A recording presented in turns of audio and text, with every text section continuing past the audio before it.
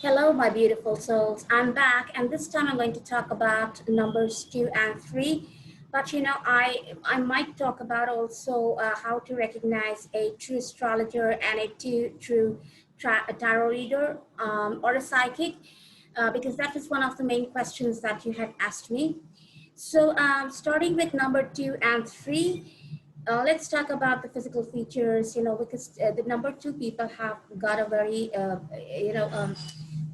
beautiful face, first of all, because they are,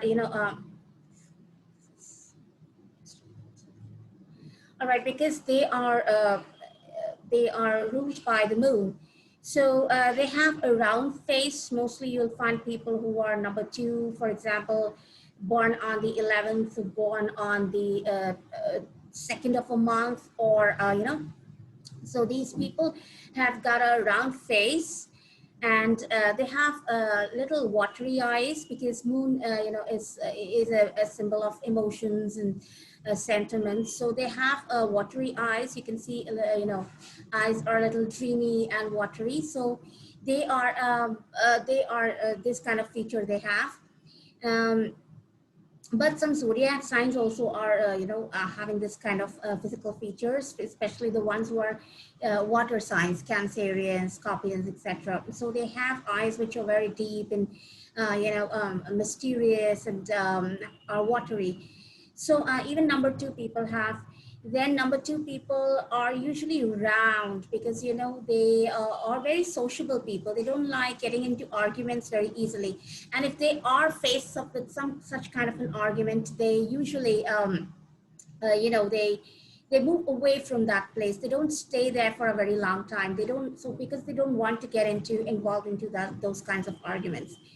And they are very sensitive, very sensitive, very emotionally. If you start telling them about your problems, you might not start crying, but they will have water in their eyes, and they will start feeling heavy. So they are, so mostly these number 2 people have a very strong intuition, because psychics and people who are have strong hunches are people who have to be very much in touch with their emotions. If you're not an emotional person, if you're not emotionally sensible or sensitive, then it's not easy for you to become a psychic or a tarot reader. You need to have those skills in you. And I think there is something on the screen, which is the bird. Yeah, the insect. Sorry. So, so these people are very good intuitions. They have very powerful intuitions and very powerful psychic abilities they have.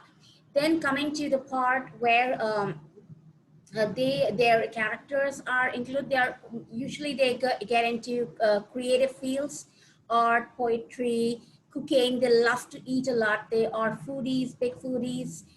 And so they are like water signs are people who are basically creative. You can only be creative when you are in touch again with your emotions. So they are writers, they are actors, they are actors, not in the sense that they will not be actors like a number 6 person. A number 6 person is also into creative things.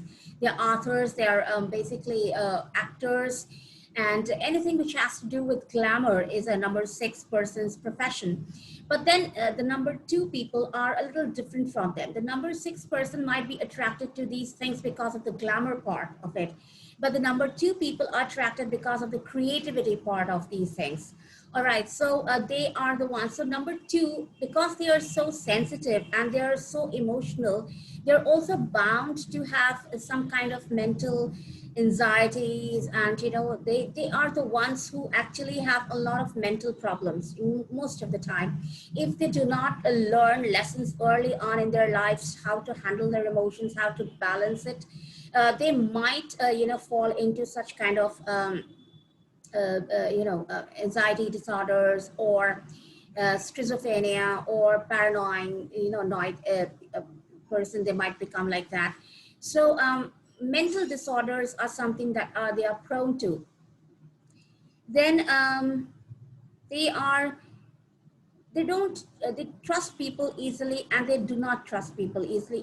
It is like once you trust people and you get a kind of hurt, or somebody has betrayed you, then you learn a lesson, and you don't trust them easily. This is what the number two people are all about. Either they become very, very emotional at times and they almost give up themselves, or they devote or dedicate themselves to a cause or to a person. But once if they are hurt badly, or they are in some way not getting what they are actually, their emotions are not reciprocated properly, then either they become very strong, they get into their shells, they close themselves up, or they almost get into a mental frenzy, that kind of a thing. So these are the sort of number two people. So mostly, number two, which should always go along. Compatibility is with, they're actually very easily compatible with all the numbers, because they are so simple in their thought process, and they are so submissive at times. They are so dedicated and devoted and so sensitive to other people, that it's very easy for them to adjust with people. But the only thing is that, now, do not hound on me, or do not jump on me if a number two person in your knowledge is not resonating exactly what I'm telling you. Because again, I repeat, when I'm talking about numerology and I'm talking about the characteristics of a certain number, it doesn't mean that it has to resonate 100%. Because again, your zodiac, your moon sign, your sun sign, everything plays a role. All right, so I'm just talking about some features that you'll find in these people. So they are best to go with number 6. They are best to go with number 4. And they can be actors, they can be psychics, they can be tarot readers, they can be anything, because they have that kind of intuition. Their intuitions are very strong. They can feel, they are very sensitive to cold and cough. They get these things very easily. They catch these infections very easily. Coming to number 3 people, again, there's a difference. 30 and 3. All right. 21, 2 plus 1 can be 3, 3 plus 0 can be 3, and 3 the single digit number. So here, if I'm talking about the single digit number, although 2 and 1 and 3 plus 0, 30th of any month or 21st of any month, they might resonate to it, but not completely. Because again, the double digits have its own vibrations. The double digits has its own resonations. All right. So that might not exactly fit into what a single 3 can have. Very dominant features might not be applicable to a number 30 or a number 21.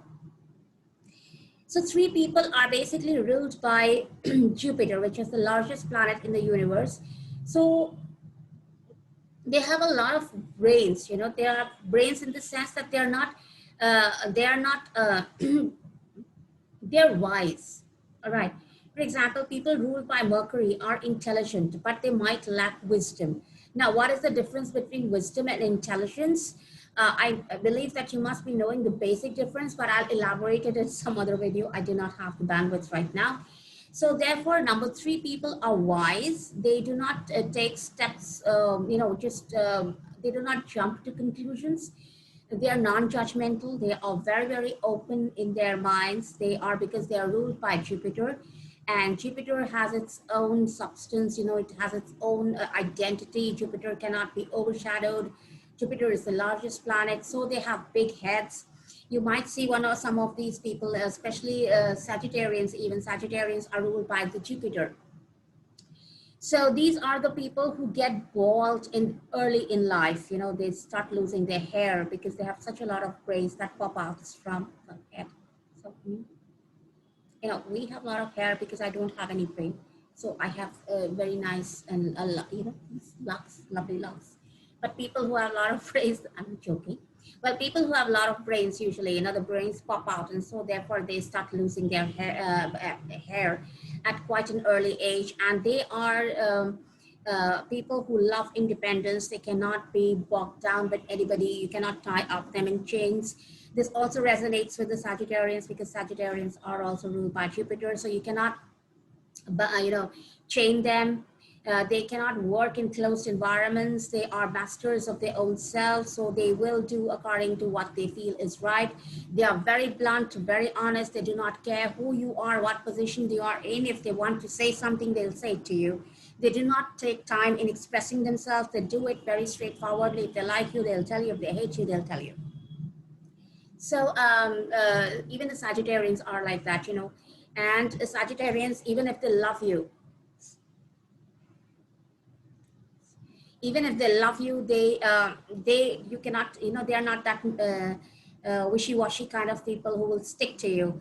They love you, they trust you, they are loyal to you, but they cannot be chained.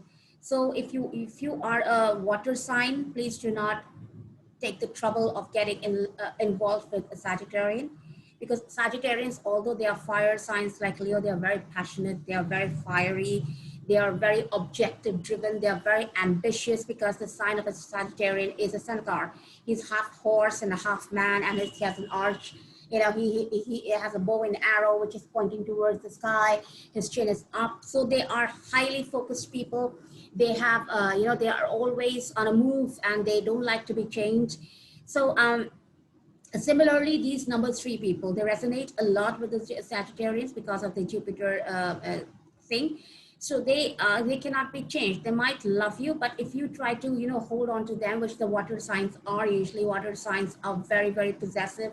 You know, they all the time, they want to cling on to the person. They are, it's not that they are needy, but it's just that they, you know, they are always in flowing in their emotions, and they so much worry about the other person that they don't like going far away from him or her. So water people cannot very much resonate with these you know, number three people. Number two people cannot be with number three people, because one is a water sign and the other is usually a fire sign or something, so you cannot go along with them. They are very independent, they are wealthy, you know, they're extremely wealthy, they have a lot of money, because Jupiter is also, you know, a planet of wealth. Although Venus is also wealth, but Jupiter's wealth is more grounded. Venus is like, you know, it gives you wealth, it gives you love, but then it is very frivolous. You know, your wealth that you get through Venus, if you are not wise enough, then you lose your wealth. It's like your money comes and your money goes, your money comes and your money goes. But if it's a Jupiter person, he knows how to save that money. He knows how to invest it further in the projects to double up. So they are very intelligent. They are highly wise people, and they are very good at giving advices to, you know, people around them. They are such lovely people, but they don't like people who are always crying and who are always sad. They love to, you know, be like a social butterfly.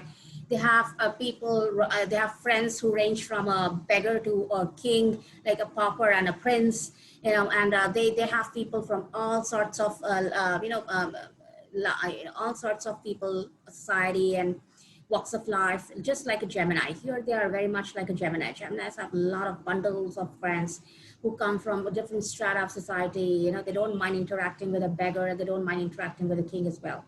So that is where even Sagittarians and Geminis, they go along very well, because they both are independent people. They don't like sticking to for a very long time.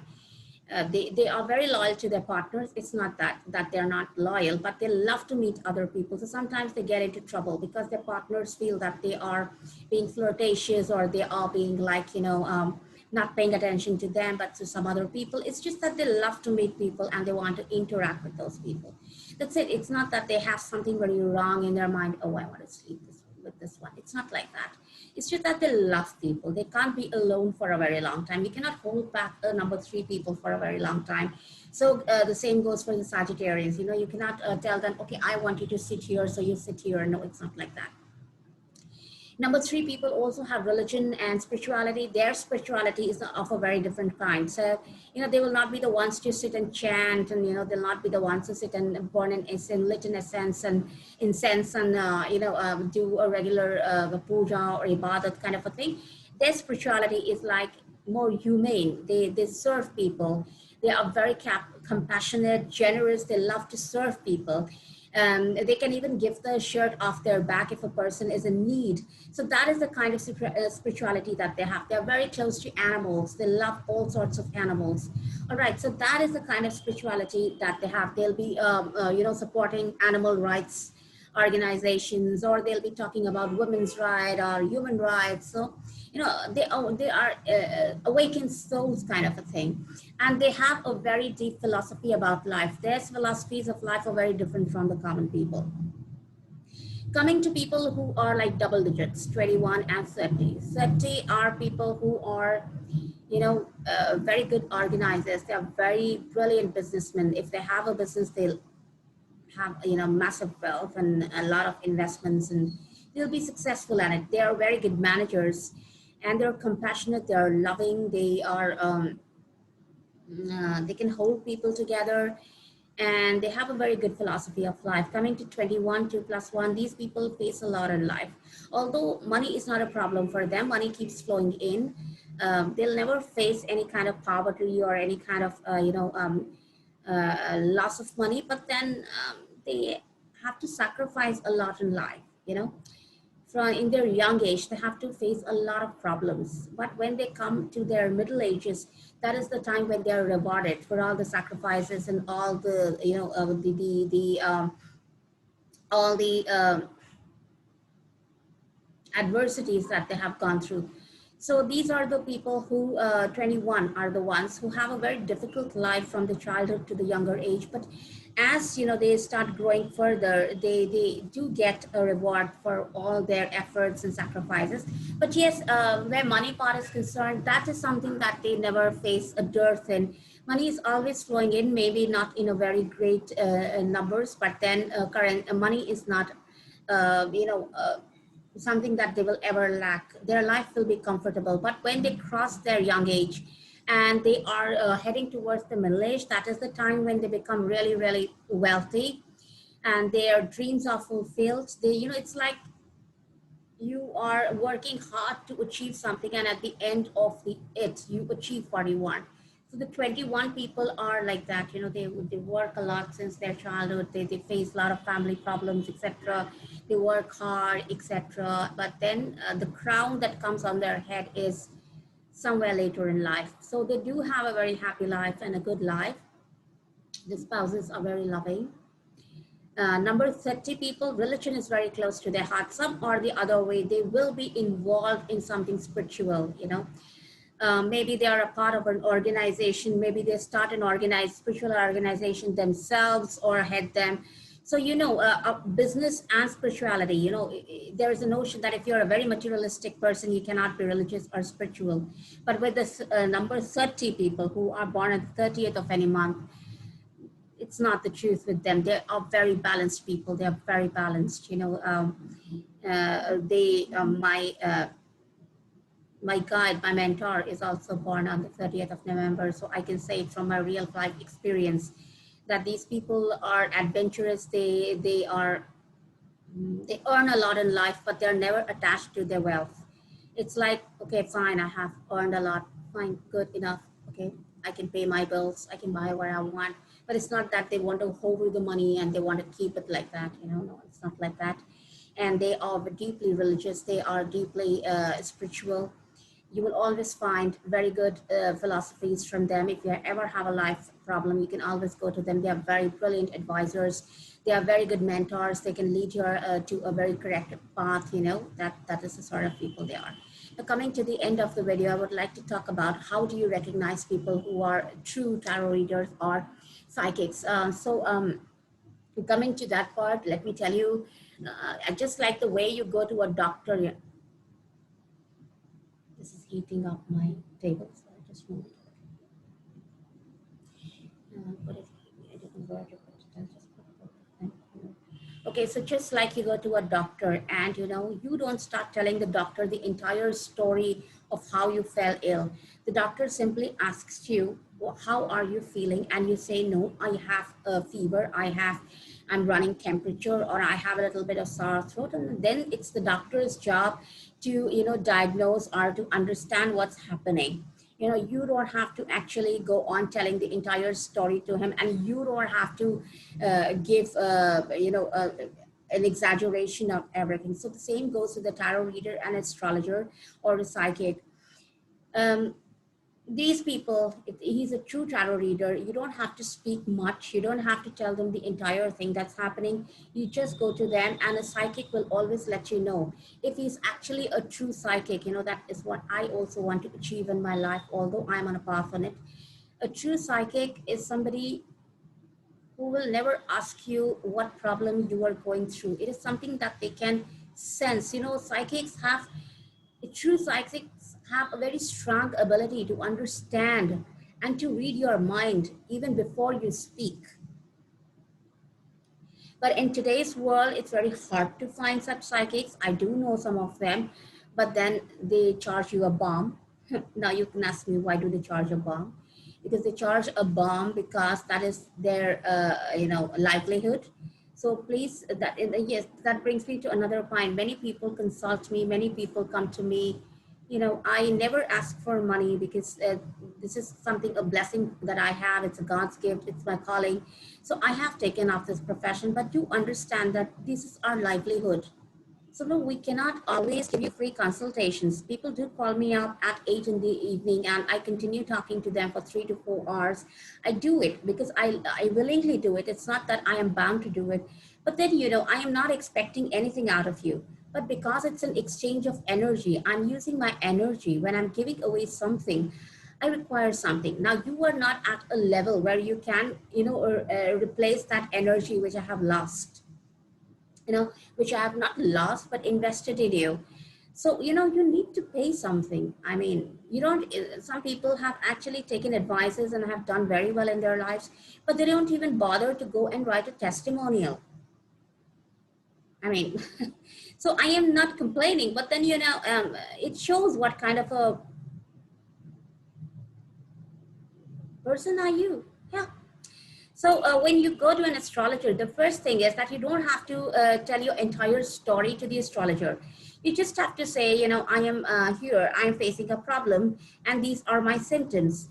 You need not, because these astrologers who are the fake ones will ask you, so what happened? What is your profession? The ones who want to take away a lot of money from you will first ask you, where are you from? What is your profession? So they will judge you from your profession. If you say, I am a doctor, they know what amount of money they can ask you. If you say, I'm a teacher, they will start calculating how much money they can ask you for. All right, so therefore, this is the first sign of a hypnotist and not a true astrologer or a numerology person or a tarot person. If he asks you that what is your profession, that he should know. He's a psychic person. He should know. He should actually guess. He should simply ask you, what's your date of birth? Why are you here? Is it regarding a family matter? Is it regarding a financial matter? It is regarding, something else, your career. So what is it that you're here for? And he should then start channelizing his energy towards that problem. Anybody who's asking you, what profession are you in? All right, where do you live? How many brothers and sisters? What does your spouse do? How many children? This means that the person is now trying to trap you. And then the second question he asks, so what is going on in your life? And when you start telling the entire saga of your life, which, I have a husband, my husband is involved with somebody else, this is what is happening. Darling, you are falling into the wrong trap. You just have to tell the person, I am here because this is my problem. I am facing problem with my spouse. And then you have to give him the date of birth and whatever he asks for, factual questions. If he goes on asking, so what is the problem? Then you better discuss it with your friend. You need not go to to a tarot reader or to an astrologer, because if he's giving you an advice that is based on the entire story that you tell him, then you can very well go to a good friend of yours and cry on her or his shoulder. That would be much better, because if somebody listens to you, is a much better solution. It gives you a lot of comfort. So you better go to a person in your life whom you trust a lot and a good friend, instead of going to such a fake astrologer or a numerology person or a tarot reader. So any tarot reader, Anyone will never ever ask you on the very first go, what is your profession? Where are you from? Who are your family members? So, and if they ask you how much do you earn, then please say ta-ta and go away. Please do not entertain that person any further. And please do not shy away in paying your astrologers and your psychics. They are actually on this position because they have invested their energy. It's a lifelong learning for them. And our learning do not ever end. If you are not paying somebody who's helping you in life, you are actually building up your karma. Remember, if you do not give somebody what they actually own, you are actually supposed to give them. You feel, it's okay. She has not asked from me, so I'll not even pay. So, I or any other psychic who are very good psychics will never ask you, but it's your duty to give them something back, because that will clean your karma. You're taking from somebody something, and if you're not giving anything in return, you're actually building up on your karma. It's a burden.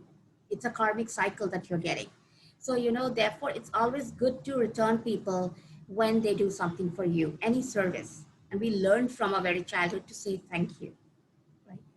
So, when somebody is investing their energy, it's a karmic cycle. We are here on this earth to give and take. No relationship on this world, in this world, is not a relationship of give and take. Not even a mother and a child. Let me tell you, this is the most bad truth. A mother nurtures a child because she knows he will be a hope for a future, right? When parents invest in their children to study, not only because they know that the child is going to make a bright future for themselves, but they also know that they will be like a kind of support to them in their old age. You get married not because you are deeply in love and you value the emotion of love so much that you will sacrifice yourself for anything. These days, when you get married, you are very practical because you know this person is really helping me in my life to progress, right? So this entire material world, the relationships here, anything that you are in is a process of give and take. So my request to you is, when you go to such psychics and you go to such tarot readers, they will never ask you for anything. It's your wish when you pay them, but please pay them. Do something for them, because you are gaining. Again, I repeat, you are actually burdening your karmic cycle. If not in this birth, you will have to again pay them back in the next birth, somehow or the other. Any person who's giving you a service, who's helping you in your life, anyone who's there in your life is because of a karmic relationship. So please do not burden yourself, and remember how to recognize a true tarot reader and a true astrologer. So with this, I bid you goodbye. In my next video, I'm going to talk about number 5 and number 6. All right. I've already mentioned about number 4 and number 8 and their relationship to each other. So therefore, I'm skipping that and I'm going to go to number 5 and 6 in my next video. Take care. All my love to you. May the universe bless you with whatever wishes you have in your heart. Thank you.